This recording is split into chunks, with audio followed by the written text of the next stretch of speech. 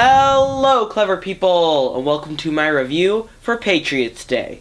So Patriots Day is the new film from director Peter Berg. It is his third collaboration with Mark Wahlberg. The other collaborations include Lone Survivor and Deepwater Horizon. And this is their third one. It is considered by a lot of people to be their best, considered by a lot of people to be their worst, or sometimes their middle one. It really depends on your own personal preference when it comes to their director and actor collaborations. Deepwater Horizon is a film I saw earlier this year and really did enjoy. I thought that it was a bit off balance. It focused a lot on the action and eventually the intensity went down. But for the most part, that was a very emotionally impactful movie. So naturally, I was excited for Patriots Day. Going into this one, I was expecting a good movie. But what I came out with was actually a movie I liked much more than I was expecting. Patriots Day simulates the real events of the Boston Marathon bombing. It happened about 3 or 4 years ago, and it was a very tragic event. A lot of people were injured, but it revolves around the people who caused the event and the people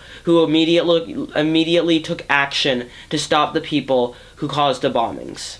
So what I really enjoy about this movie is its multiple-person perspective.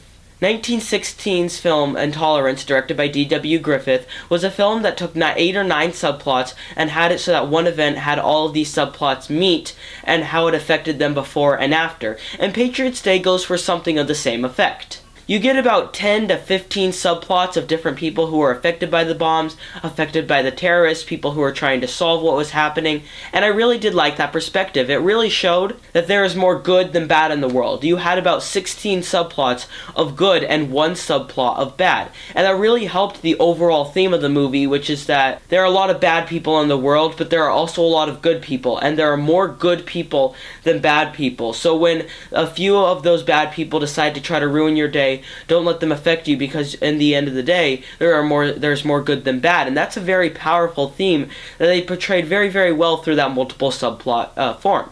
Also, the battle sequences, there's a certain shootout that was really intense, but also the bombing sequence was really intense. A lot of these scenes, what I enjoyed about them is that they used intensity rather than violence.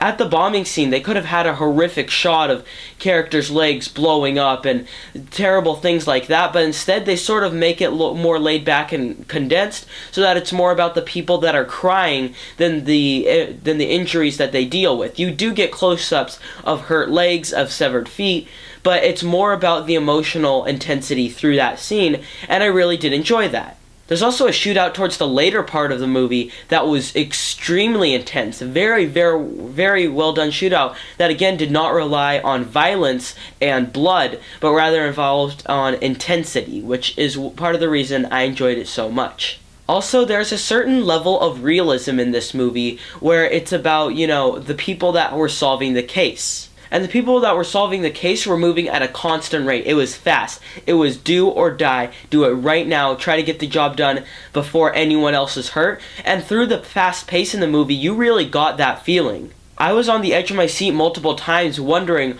are they going to be able to do this? Is this possible? Is it okay? And that's something that was very, very intense, and I really did like how that was displayed. And also the performances from practically everyone are great.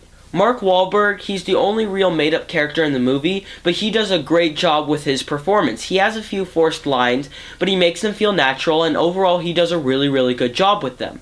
And John Goodman and Kevin Bacon and J.K. Simmons, they all do a really, really good job no matter the amount of screen time that they have. Some actors have 20 to 30 minutes, others have an hour, others have 5 to 10 minutes, but they all shine on an equal level, which was very, very impressive. However, though I do have a lot of good things about this movie, I also have a lot of bad things. Through them going through multiple perspectives, you don't quite get the development that I hoped for. A lot of people said that these characters were underdeveloped, and I don't think it was quite that. I think that the development with these characters was their personalities. It was the people that worked very, very hard to stop this bombing. It was the courage of these people, and that spoke to their character very, very much. But at the same time, there's a lot of character missing and backstories. So though they had great, emotions to them, it was hard to get attached to them at times. And it's not too often, but you have a couple moments that feel a bit forced. For example, there's a scene where Mark Wahlberg, during this bombing, goes into a restaurant, asks if anyone's there, and then goes up to get whiskey from a counter. I understand they were trying to show his alcoholism, but that wasn't developed very well at all, and it sort of just felt very forced and random.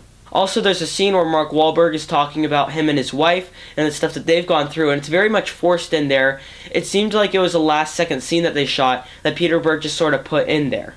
And for the most part, this movie revolves around the bombing, the people affected by the bombing, but when it does not, it focuses on different subplots. After the bombing happens, you still get a few things where characters are just having normal conversations, not about the bombs, and it sort of took away from the experience of the movie. I was sort of taken out, and I was a bit confused on what was happening, because we had this huge bombing thing happening. It seemed like the biggest thing in the world, and then cut to two people eating at a restaurant. And I understand they were trying to give that character a backstory so that you care about him when certain things happens to him, but it just sort of felt forced, and I think that there was a better way that they could have incorporated it. Also, I think that this movie was a little too long. It's about 2 hours and 10 minutes. It's not necessarily a film that feels like it's less than it is. I said that it has a fast pace, but it feels more like 2.5, and at times it loses what made it special. At the beginning, it was the realism, the weight of the events that made it so special, but as the film progresses, it loses it more and more, to the point that in the last 15 minutes, it sort of loses that specialty. Also, as Deepwater Horizon did, and as I'm expecting Lone Survivor did, this film got preachy at one point.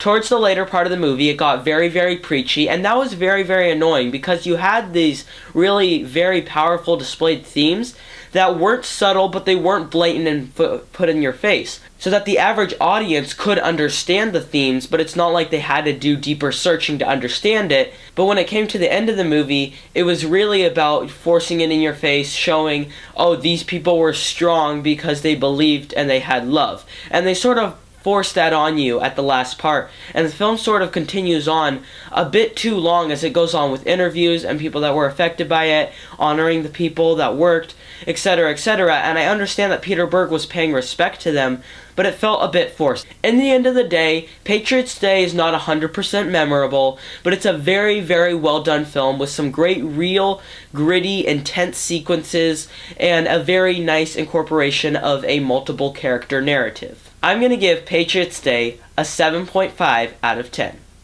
Alright, that concludes my review. In case you couldn't tell, I'm a bit sick right now, so these next few reviews I may sound a bit ill-voiced, but I'll try to get these reviews out to you guys. I got a review for Monster Trucks coming, and this oncoming weekend I'll probably have a review for Split, maybe The Founder, maybe Lion, all just depends. Thank you guys so much for watching, and that concludes my review. What are your thoughts on Patriots Day? Comment in the comment section below. I am Robert Burke, and this has been The Clever Critics. Goodbye.